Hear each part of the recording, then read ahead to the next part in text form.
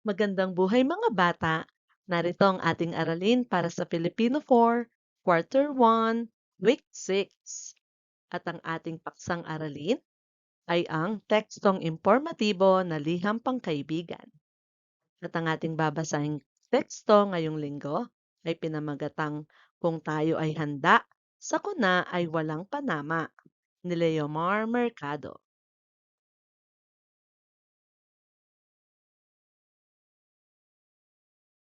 Narito naman ang mga layunin na ating lilinangin para sa linggong ito. A. Nauunawaan ng tekstong impormatibo, pag-iisa at paglalarawan. B. Nakikilala ang paksa, pangunahin, at mga pansuportang detalye. C. Nagagamit ang mga bahagi ng pananalita sa pagpapahayag. A. Gamit ang mga panlapi. B. Mga pangatnig. D. Nakabubuo ng teksto batay sa iba't ibang layon ng akademya at transaksyonal na teksto, partikular ang liham pangkaibigan, paanyaya. E. Natutukoy ang mga elementong biswal tulad ng linya, hugis, kulay, espasyo, pag-aanyo, at direksyon, directionary, at ang kahulugan nito. Para sa unang araw, simulan natin sa maikling balik-aral. Ang ating gawain ay pinamagatang alam ko. Tukuyin kung anong hakbang ang ipinapakita sa larawan upang maiwasan ang pagkalat ng COVID-19. Para sa unang larawan, pagmasdang mabuti. Ano ang ipinapakita nito?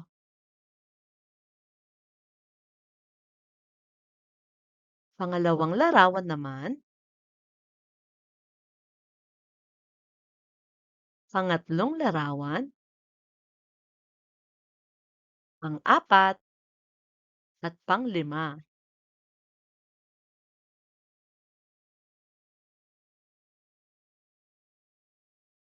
Sunod na gawain, magkakaroon tayo ng 4 picks, 1 word.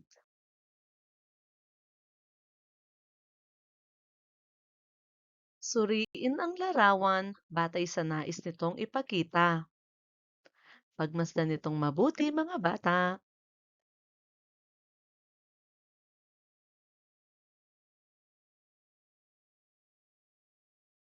Narito naman ang mga gabay na tanong. Una, anong paksa ang maaaring mabuo sa mga larawang ibinigay? Pangalawa, bakit dapat tayong maging handa?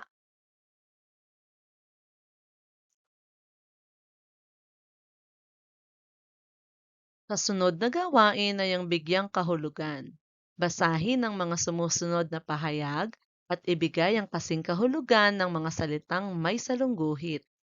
Isulat ang salitang ugat ng mga salitang may salungguhit sa hanay A at isulat naman ang panlaping ginamit sa salita sa hanay B.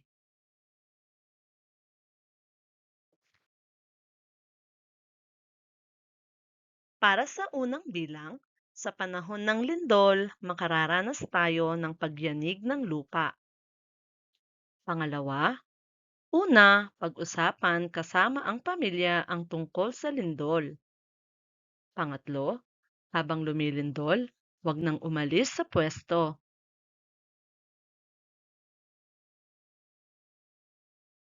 Kaapat, kung ikaw ay mayroong mga kasama, kailangang hindi kayo magkakahiwalay. Panglima, pagkatapos, umiwas sa mga sirang gusali para maiwasang masaktan sa pagguho nito.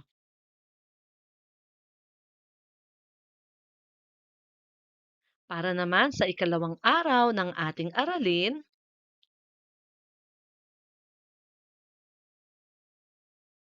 tignan muna natin kung gaano kayo kahanda.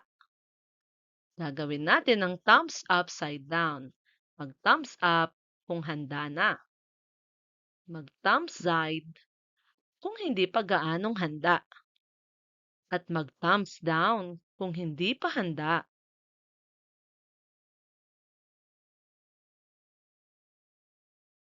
Dumako naman tayo sa pagproseso ng pag-unawa. Para sa ating gawaing basa-unawa, basahin ang akdang Kung Tayo ay Handa, Sakuna ay Walang Panama. Ito ay isinulat ni Leomar Mercado.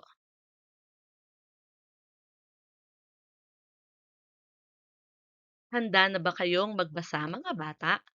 Tara, sabayan niyo ako sa pagbasa. Kung tayo ay handa, sakuna ay walang panama ni Leomar Mercado. Sa panahon ng lindol, makararanas tayo ng pagyanig ng lupa. Ang ganitong mga klaseng kalamidad ay nagbibigay sa atin ng takot. Kailangan nating iwasan ang ating pagkatakot para hindi lumala ang sitwasyon, lalo na kung wala pa tayong karanasan sa mga ganitong bagay. Paano nga ba natin masisiguro ang ating kaligtasan?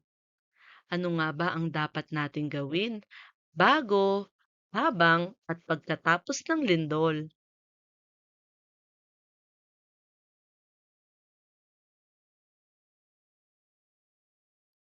Ang lindol ay isang biglaan at natural na paggalaw ng lupa. Ito ay isang mapanganib na sakuna. Ang mga kadalasang kalalabasan nito ay ang pagbitak-bitak ng mga sementadong daan, pagguho ng mga gusali, pagguho ng lupa, at higit sa lahat ay ang kamatayan. Ang mga ito ay may iwasan natin kung tayo ay laging handa. Ano nga ba ang dapat nating gawin bago ang lindol?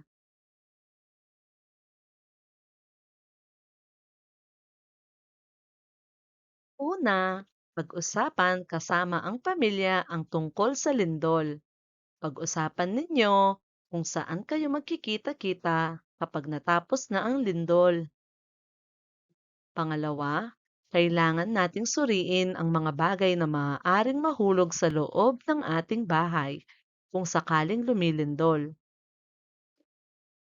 Pangatlo, kailangan nating maghanda ng first aid kit dahil ito ay naglalaman ng mga importanteng pangangailangan na maaari nating gamitin.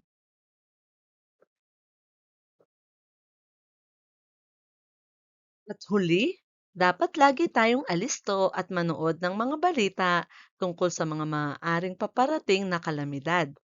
Hindi lang sa lindol, kundi pati na rin sa tsunami, bagyo, at iba pa. Tuwing lumilindol, maraming mga tao ang nakararamdam ng matinding takot na kung saan hindi makapag-isip ng maayos ang mga tao.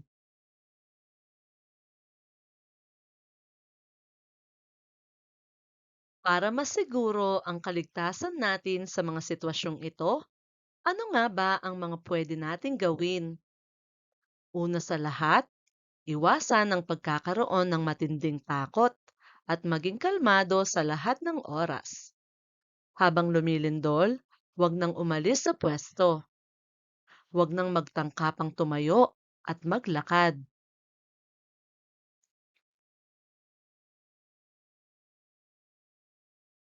Maghanap kung saan pwedeng sumilong upang hindi malaglagan ng anumang bagay na mahuhulog sa taas dahil importanteng protektahan una ang ulo at laging tatandaan ang duck, cover, and hold.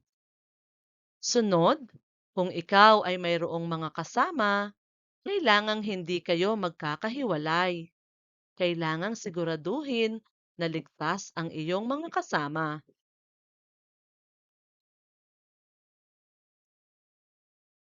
At sa huli, kailangang maging alerto sa mga hindi inaasahang pangyayari gaya ng mga aftershocks. Ang lindol ay mahirap iwasan dahil biglaan ang pagdating nito. Kaya, marami tayong dapat malamang mga hakbang sa paghahanda. Pero, hindi pa dyan nagtatapos ang ating paghahanda. Ano nga ba ang mga dapat nating gawin pagkatapos ng lindol?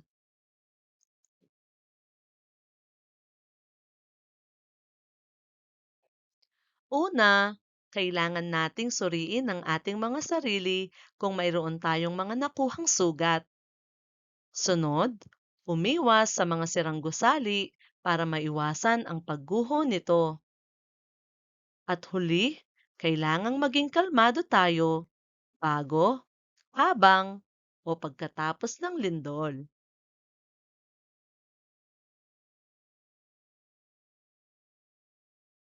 Maiiwasan ang malaking pinsala ng lindol kung tayo ay magiging handa. Kailangan nating maging alerto lagi upang maiwasang lumala ang sitwasyon. Ayon kay Stephen King, there's no harm in hoping for the best as long as you're prepared for the worst. Para sa mga gabay na tanong, una, anong suliraning panlipunan ang naging paksa sa nasabing teksto? Pangalawa, ano ang sanhi ng pagkakaroon ng lindol? Pangatlo, anong epekto ng pagkakaroon ng lindol?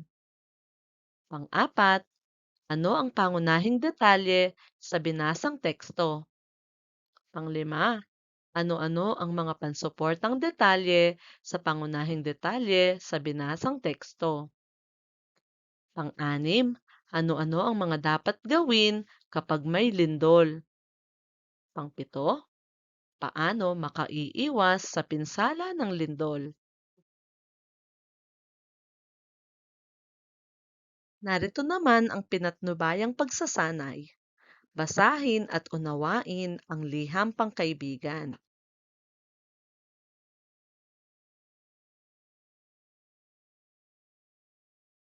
Tara mga bata, sabayan niyo ako sa pagbasa ng liham.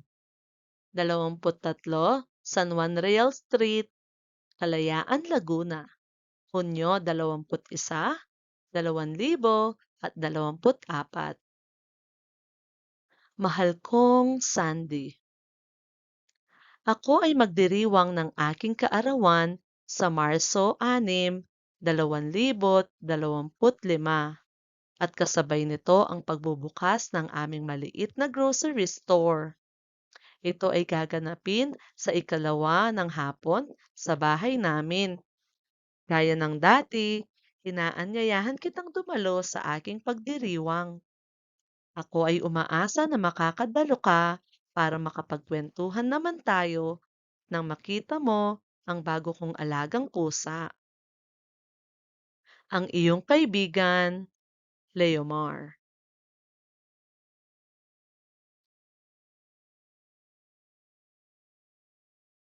Ayan, ngayon sasagutin natin ang mga gabay na tanong.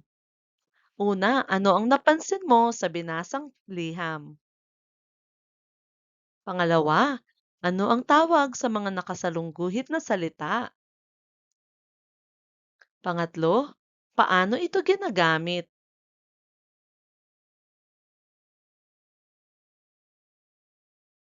Mga bata, ano ba ang pangatnig? Ito ay ang bahagi ng pananalita na nag-uugnay sa dalawang salita, sugnay, parilala o pangungusap. Maaari itong nagpapakita ng pagbubukod, pagsasalungat, o paglilinaw. Halimbawa, at, o, ngunit, subalit, kaya, at kung.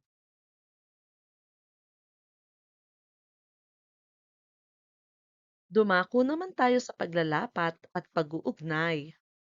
Narito ang ating gawaing ugnayan. Ikahon ang pangatnig sa bawat pangungusap. Para sa unang bilang, mabigat ang trapiko, kaya nahuli ako sa klase.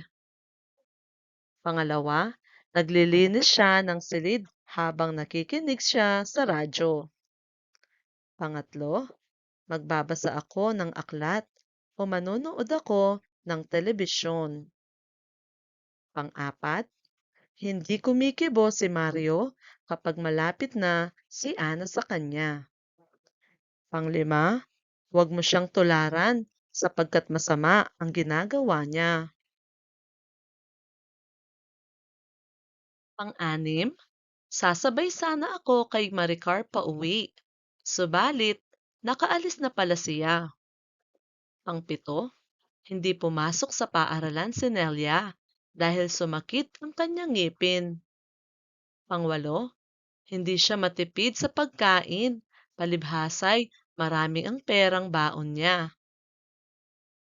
Pang-9, uuwi ako ng maaga para matulungan ko si nanay sa mga gawaing bahay. At pang-10, naghintay si nanay sa sala hanggang dumating si tatay mula sa opisina.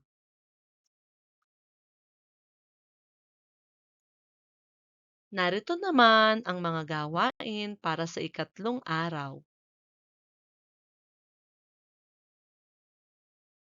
Para sa gawaing liham alam, basahin muli ang binasang liham sa nakaraang araw. Tara mga bata, sabayan niyo ako sa pagbasa ng liham. 23 San Juan Real Street, Kalayaan, Laguna. Hunyo 21, 2024. Mahal kong Sandy, ako ay magdiriwang ng aking kaarawan sa Marso 6, 2025 at kasabay nito ang pagbubukas ng aming maliit na grocery store. Ito ay gaganapin sa ikalawa ng hapon sa bahay namin. Gaya ng dati, inaanyayahan kitang dumalo sa aking pagdiriwang. Ako ay umaasa na makakadalo ka para makapagkwentuhan naman tayo nang makita mo ang bago kong alagang pusa.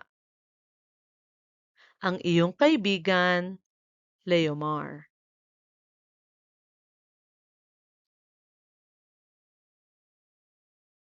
Mula sa ating binasa, ano ang liham pangkaibigan? Ang liham pangkaibigan ay isang uri ng mensahe na nagpapahayag ng pagkakaibigan, pagmamahal, at pag-aalala sa isang kaibigan. Ano-ano naman ang mga bahagi ng liham pangkaibigan? Ang 5 bahagi ng liham pangkaibigan ay pamuhatan, bating panimula, katawan ng liham, bating pangwakas, at lagda.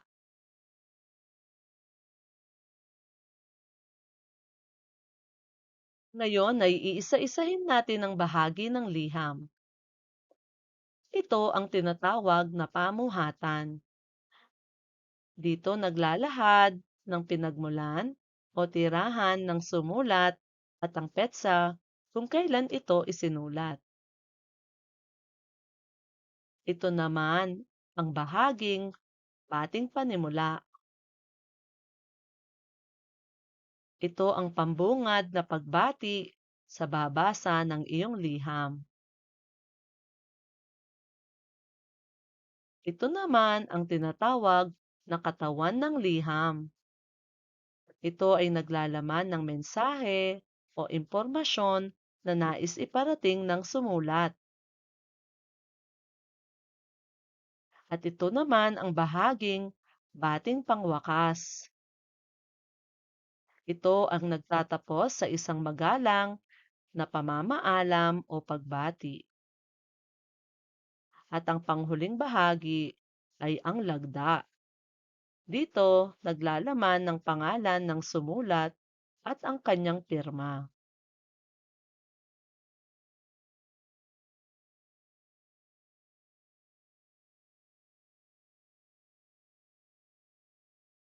Tandaan, mayroong 5 bahagi ang liham. Una ay ang pamuhatan, bating panimula, katawan ng liham, bating pangwakas, at lagda.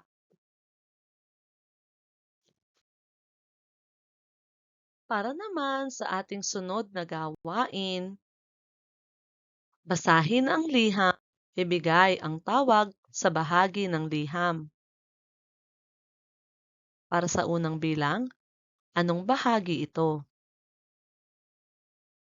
Pangalawang bilang, pangatlo, pang-4, at pang-5 bahagi.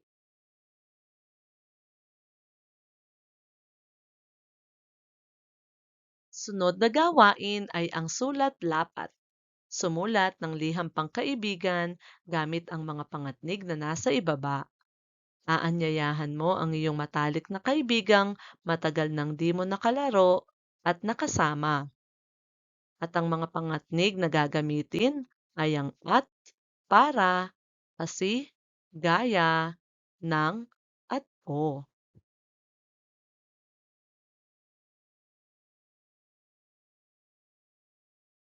Mga bata, narito ang format na iyong gagamitin sa pagsulat ng liham pangkaibigan.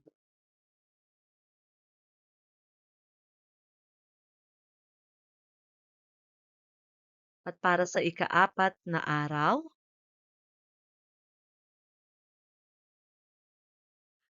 para sa paglalahat, narito ang pabaong pagkatuto. Para sa gawaing punuan mo, punan ang sumusunod na talahan na yan. Para sa unang hanay, isusulat mo dito ang dating kaalaman sa lindol. At para sa ikalawang hanay naman, isusulat mo dito ang mga bagong impormasyong nakuha mula sa tekstong binasa.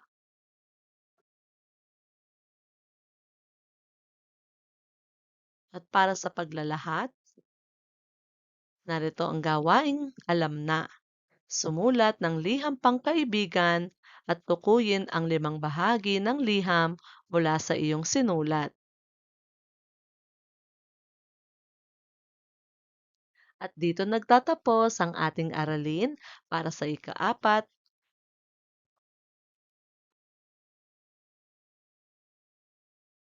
At para sa paglalahat, narito ang gawaing alam na.